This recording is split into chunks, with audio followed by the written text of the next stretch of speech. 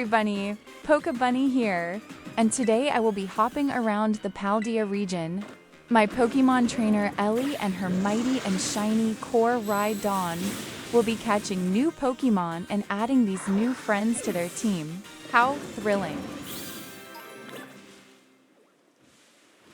It's taken me some time, but I finally got the main story mode completed, including both waves of Pokemon Scarlet's DLC, Teal Mask, and Indigo Disc.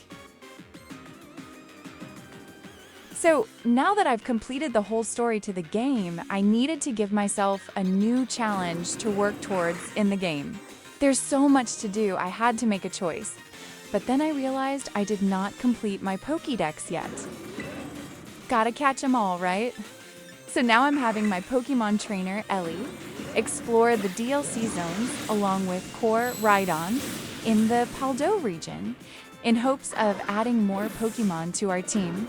And of course, make our Pokemon professor proud by filling out the decks and learning much about Pokemon.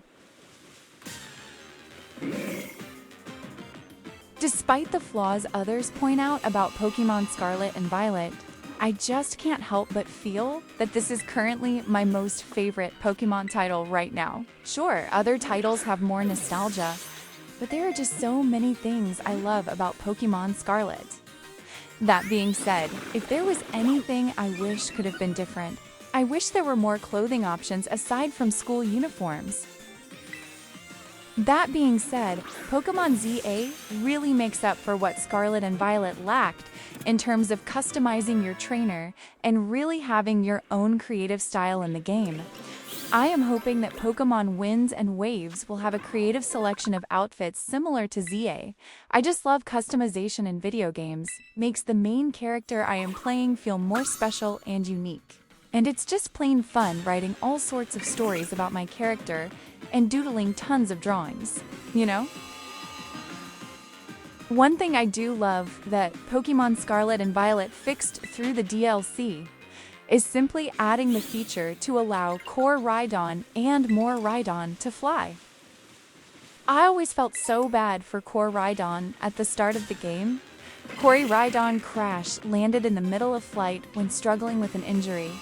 And after that, Koraidon lost the ability to fly. Koraidon can glide in the game, but never fully fly again. But that changes in the Indigo Disc DLC. In the DLC, Koraidon regains the ability to fly once the player completes the main story mode to Indigo Disc. And from then on, your Pokemon trainer, while riding on Koraidon, can fly on our Sandwich Eater as long as we want. It's amazing. Getting to place is much more fun, and Koraidon can freely fly, truly a free Sandwich Eater now. Feel free to leave comments over what you love about Scarlet and Violet. You could even tell me the issues you had with this game, along with what you would like to see improved in future titles. Pokemon Winds and Waves is coming out next year, and I am so excited! I hope it could release in summer, seeing how the game has summer vibes going on, but it will likely be a November release, given how most Pokemon mainline titles seem to release around fall. But we will see. What starter do you want to choose in Pokemon Winds and Waves? Myself, I want to choose Pombon. Pombon is just too cute. But the other starters are awesome too. Pombon is a cute Pomeranian. Jekwa is like a cute littlest pet shop lizard. And Brout is like our angry little red. They make such a cute little starter squad. I wonder what they will evolve into. I'm really thrilled at the moment, having just begun posting on my new social media accounts, including this one here on YouTube. You can find me here on YouTube, DeviantArt, and Wattpad. I did make a post over my thoughts on Poketopia about 6 months ago. I was able to interact with so many nice Pokemon fans, but I had not posted since then. Not until yesterday. Yesterday, I set myself up with 3 social accounts, and I really want to get into becoming more involved with the Pokemon community now. I really love writing fan fictions and creating comics when it comes to Pokemon, That is what I will be focusing on most of all, making creative works while supporting others' posts as well. I post a lot of Pokemon comics, art, and stories on both Wattpad and DeviantArt. But here on YouTube, I think I will be focusing more on gameplay and merch videos. I think that would be a whole lot of fun.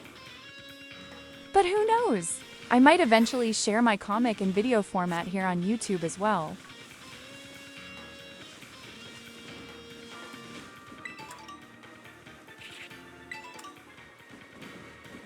It's been a really long time since I have played Pokemon Scarlet. Even though the game really is not that old, I feel like I get a form of nostalgia whenever I do play it. I guess I have made a lot of good memories playing it, so it's just a real joy to play. I hope to get around and play the game a bit more from time to time. I feel like I kind of missed this particular title. There are so many Pokemon here in the Indigo Disc DLC that I have yet to catch. It is so fun just roaming these wild areas and catching new Pokemon to befriend, and together with my core Rhydon. Core Rhydon has honestly become my favorite legendary. There are so many awesome, cute, and memorable legendary Pokemon out there, but my Sandwich Eater Core Rhydon is really my favorite. I was able to get my trainer to meet and bond with Core Rhydon at the very start of the game, rather than the end of the game.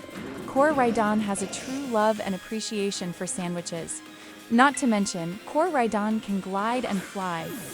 How much more awesome can this guy get? When it comes to Core Rhydon and more Rhydon, which is your favorite? Feel free to let me know down in the comments. I love chatting and interacting with fellow Pokemon fans. I have a deep love and passion for Pokemon, and it's a joy to discover others who share that joy online.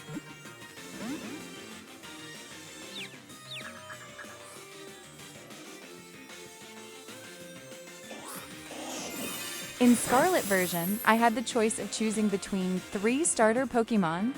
There was Fuecoco, Sprigatito, and Quaxly. I chose Fuecoco straight away.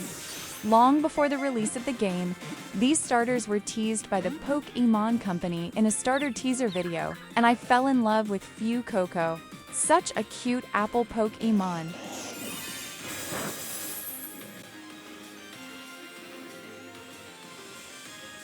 Which of the Scarlet and Violet starters do you prefer? Feel free to let me know in the comments. I would love to hear back.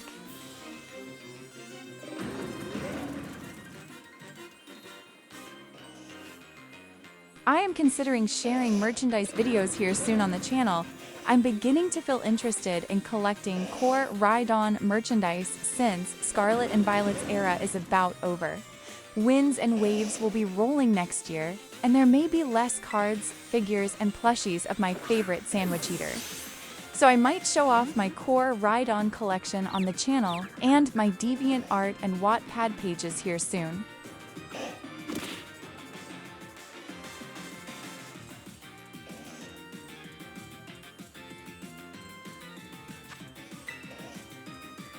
I didn't get into Pokemon until some point during Pokemon's Diamond and Pearl era. I was really interested in Pokemon as a kid, but I was like Rudolph the Red-Nosed Reindeer. None of the kids wanted me to join or even watch them play or trade Pokemon cards during recess. But that year for Christmas, my parents surprised me with a special Pokemon trading card tin, a little tiny Pikachu figure, and a few plushies. It was not until then I felt I was finally accepted for liking Pokemon, that it was okay for me to like it even though I was a girl.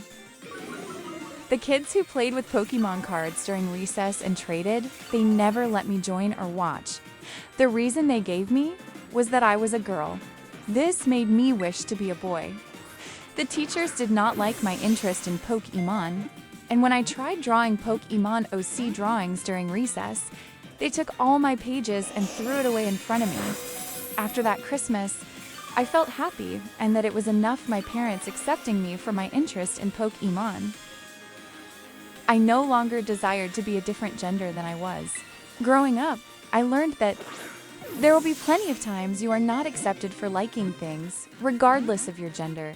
And sometimes you liking it is enough. You don't always need someone else to say it's okay or wrong for you to like a certain show or video game. Really, that's up to you and your heart to decide. I guess that's the story of how I got into Pokemon. The kids at school liked it. I was fascinated by the Pokemon creatures' designs, and it went from there. How did you get into Pokemon? You can feel free to let me know in the comments.